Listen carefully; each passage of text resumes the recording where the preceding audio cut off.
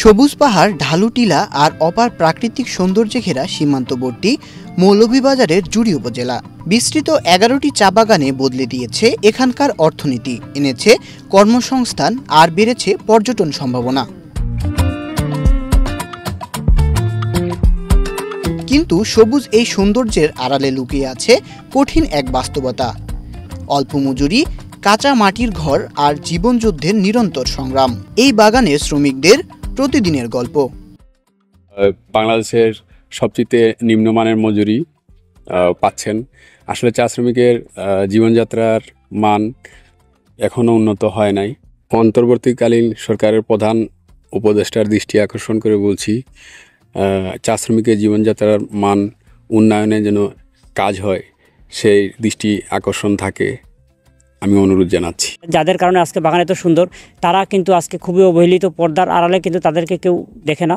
তো তারা কিন্তু যে ঘামঝরা পরিশ্রম করে এই সুন্দর বাগানকে সাজিয়েছেন, দেশের অর্থনীতিকে চাঙ্গা করছেন বা দেশের অর্থনীতিকে যারা আজকে একটা ভালো একটা প্রফিটের দিকে নিয়ে যাচ্ছেন, তাদের জীবনমান কিন্তু খুবই একবার হতাশাজনক। এই বাগান শুধু চায়ের স্বাদ নয়, এনেছে প্রাকৃতিক সৌন্দর্যের অপার সম্ভাবনা। আমরা হাজব্যান্ড ওয়াইফ ঢাকা থেকে এসেছি। তো শ্রীমঙ্গল আসার পরে এইখানে অনেক চা বাগান, তো এই চা বাগানটাই সব থেকে বেশি ভালো লেগেছে। তো এর পাশাপাশি আমরা যেমন এখানের সব থেকে ভালো প্লেস যেগুলো সবসময় শুনি, মাধবপুর লেক, লাউছড়া, তারপর নূরজাহান টি এস্টেট। তো এরপর আমরা এখন এসেছি নীলকণ্ঠ চা, যেটা তো সব কিছুর মাঝে আমার কাছে মনে হয়েছে কি যে চা বাগানটা সব থেকে বেশি সুন্দর। আজকে ছুটির দিনে চলে আসলাম ঘুরতে।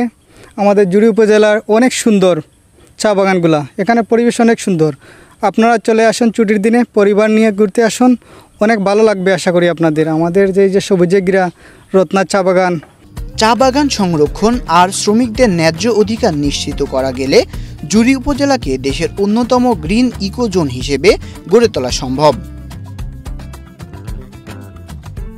সবুজ পাহাড়ের বুক চিরিয়ে এগিয়ে চলা চা শিল্পের গল্পে আছে শ্রমিকদের অদম্য পরিশ্রম, জীবিকার তাগিদে প্রতিদিনই লড়াই আর প্রকৃতির সঙ্গে মানুষের অবিচ্ছেদ্য বন্ধন।